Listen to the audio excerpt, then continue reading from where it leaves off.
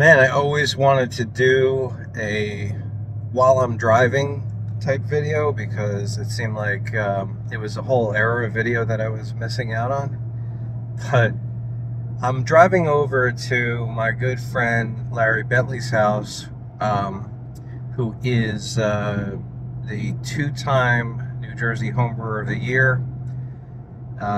He works at Brew Hardware also, and definitely one of the best brewers that I'm aware of. It's not even like within my tight circles. I mean, he's a meticulous brewer that plans his batches and executes effectively and repeatedly. Anyway, enough kissing his ass.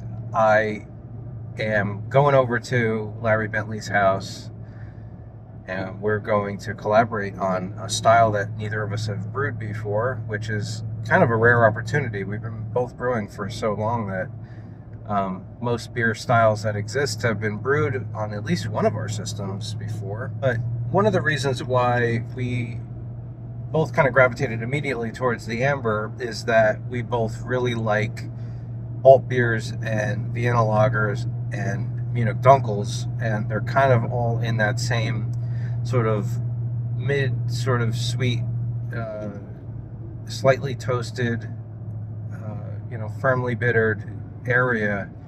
And this is just another way of sort of expressing a slight variation of that. So we're at Bentley's house, and oh yeah, this is going to be a double decoction brew day too, so that's going to be awesome.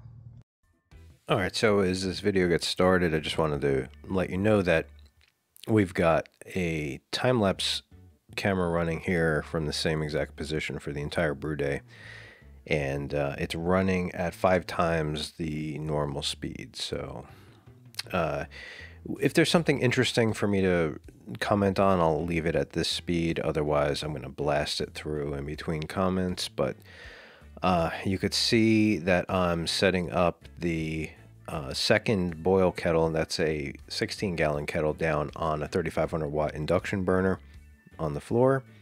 And that's Larry's main brew pot on the bench in the back there next to the exhaust fan. And that's a 30-gallon Blickman Boilermaker that I customized for him this past year so that he can pull off a 15-gallon, or actually a half-barrel batch of his house Pilsner recipe. And he does a couple other recipes in the half-barrel brew size. And you can see he's got 3 CF15 fermenters on the right side there. So the 30 was really the bare minimum to be able to pull off a full CF15 worth of wort in that system. So, and he's got the single vessel electric brew in a bag with a bottom drain on there, and he recirculates over the top of the grain and also through the whirlpool port, so that the bottom area where the heating element is constantly stirred. And what you see going on in this scene here is that Larry is pre-boiling the strike water. You can see that it's almost full.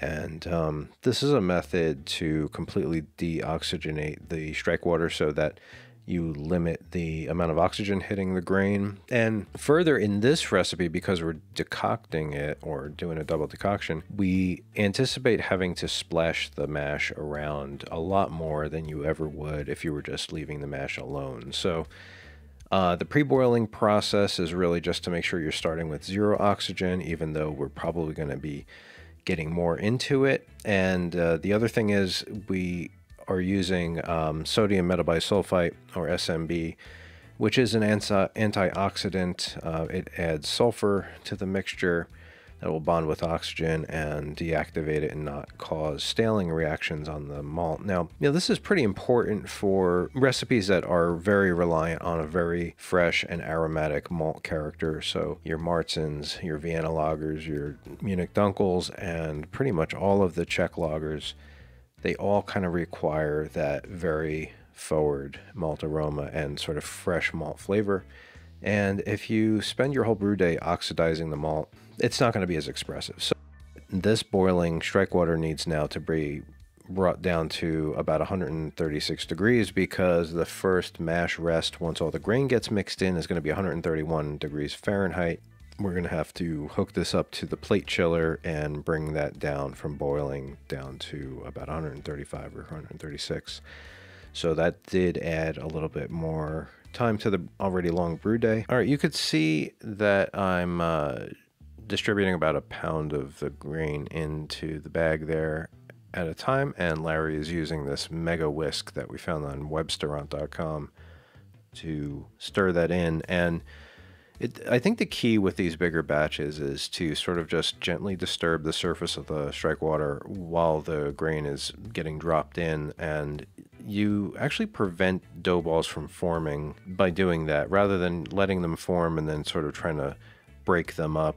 Just getting this all set up for the recirculation, and this is going to be a 131 Fahrenheit rest for 10 minutes before we pull the decoction. And you can see we moved the 16-gallon kettle up to the workbench there.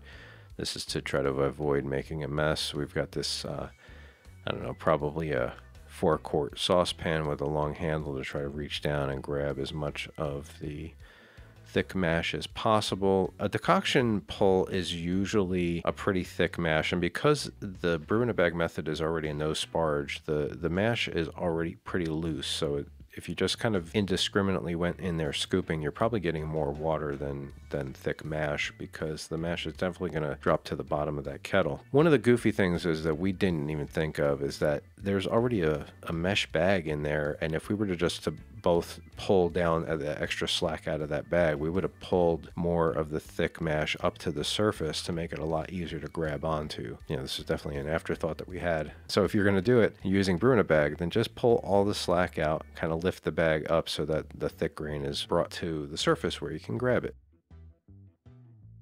We did get, you know, plenty of mash in there, but probably would have been a more traditional decoction if we would have just got more of the thick grain into this. It certainly was a lot easier to stir. I've done decoction mashing maybe 3 times in the last 15 years of brewing, and this was probably one of the loosest decoction pulls that I've ever experienced, but I can tell you that at the very least, it was so much easier to stir. There were no traces of any scorching happening on the bottom of the kettle, even though I was running this induction plate at its full 3,500 watts of power. It was definitely making things happen and smelled great, but we were able to do the entire thing without burning anything on the bottom of this pot. Now, you have to constantly stir this. There is no like waiting 3 minutes and then giving it a stir. You have to constantly be scraping the mixture off the bottom. Now, Gordon Strong's recommendation here is to let the decocted portion rest at 145 and then 158, just like the main mash is eventually going to go through. And the rationale behind that is that you don't want to denature all the enzymes that are in the decoction pull, because, you know, that is a lot. I mean, if you bring that directly up to a boil, a third of your total diastatic power is going to be diminished by 33%. So you can see how even the first decoction portion of this mash is really going to take a while. I don't think I have the numbers for how long this first portion took, but I can tell you that from the moment the grain went into the main kettle, that it was a 5.5 hour mash until we were ramping up to a boil finally. Now, there was a lot of discussions early on when we were starting to plan this brew day, whether we wanted to go through the trouble of doing a decoction, let alone the double that's prescribed by Gordon Strong's recipe.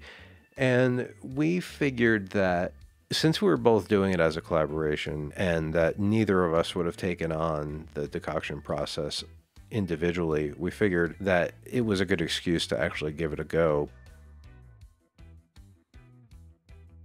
Our decoction is now at the 158 degree mark, and that's being held for 15 minutes. So at this moment, there's some time to sip some coffee and BS for a bit. We are making sure that the main mash is still holding at the 131, and it is.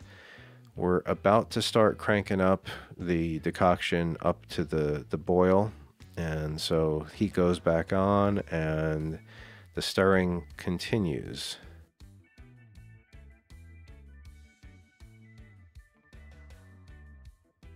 We're getting our gloves on just in case anything goes really wrong, and our instinct is to try to reach and grab it.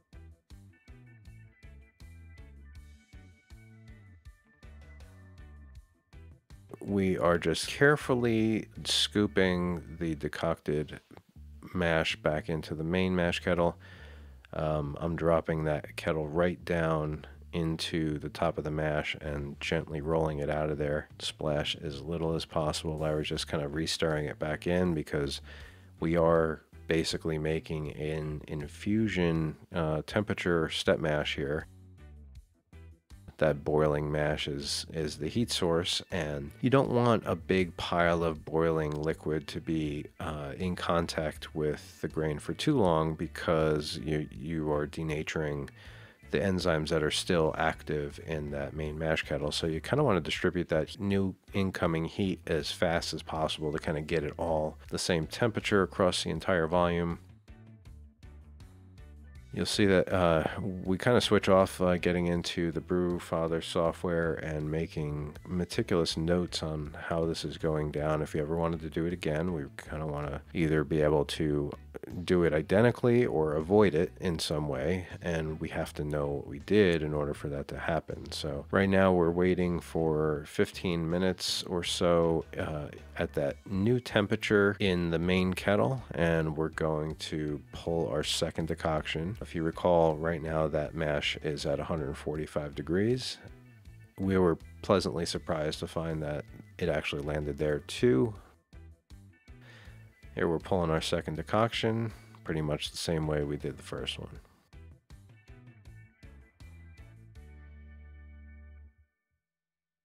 So in the meantime, I think maybe I'll take this opportunity to talk a little bit about the recipe.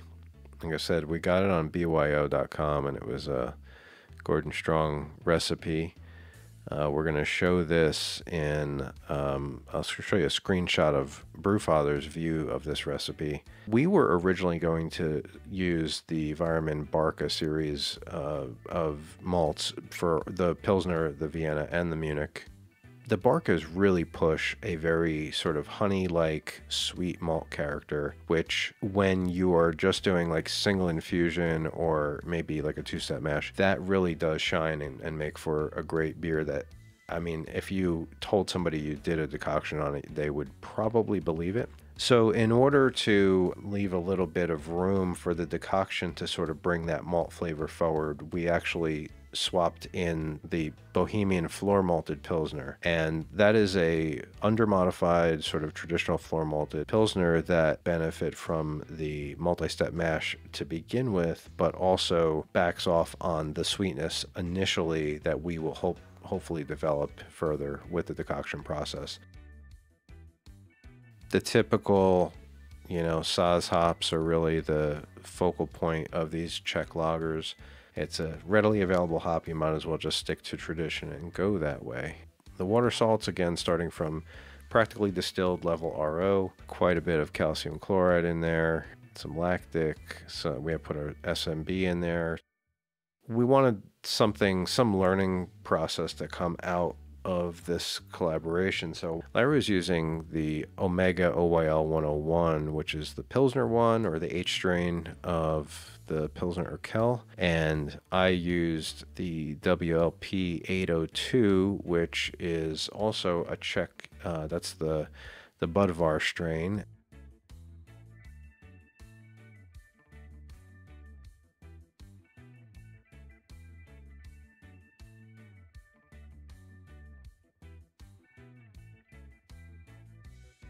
We're ramping up to a mash out right now with 28 or so gallons of mash in there. You can imagine it does take some time. I have already completely disassembled the auxiliary temperature control rig, and we moved the decoction kettle out to the driveway for a hose out. We're getting the hops all weighed out and bagged up. Because Larry uses a plate chiller, all of the hops get bagged in this. You can see we've got the bag hanging here, and it's got that locking rope hoist, and he's got about a 4-foot length of unistrut on the ceiling joist there.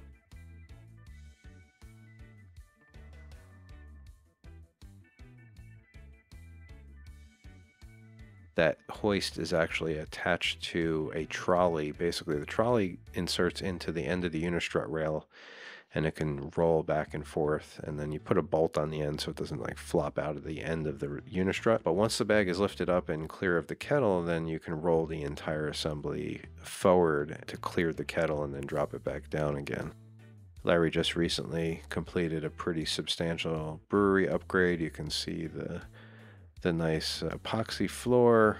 I think that's actually some sort of urethane floor. Brand new drywall and paint, and a bunch of new stainless cabinetry. And I told you the end of the boil here, because Larry bags these hops and they really do kind of get wort logged, and really when you pull them out, they'll stay full of wort and hop sludge.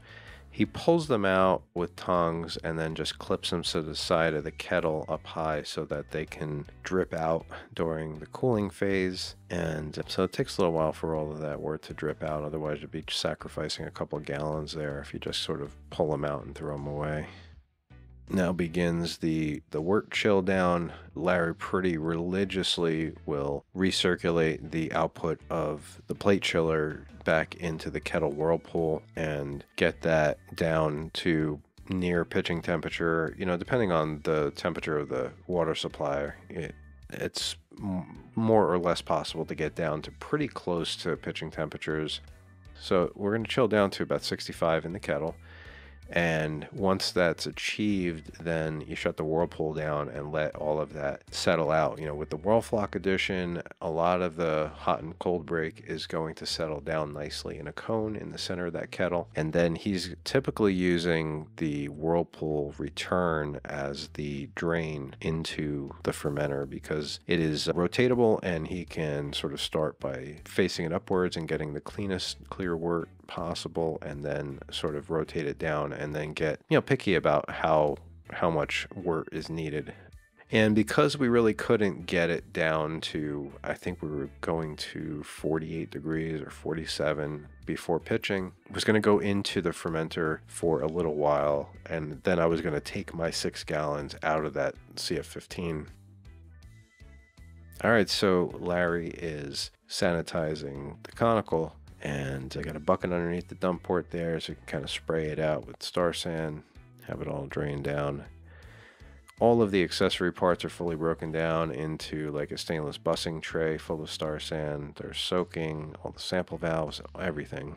Larry does an intense cleaning of these fermenters with a big, powerful brewery pump that he got secondhand and runs it through the spike sip ball. And so whenever he's done fermenting, he does not wait a long time. He kind of does the clean in place process the same day that he kegs the beers. So it's really just a sanitizing step here. It's not cleaning.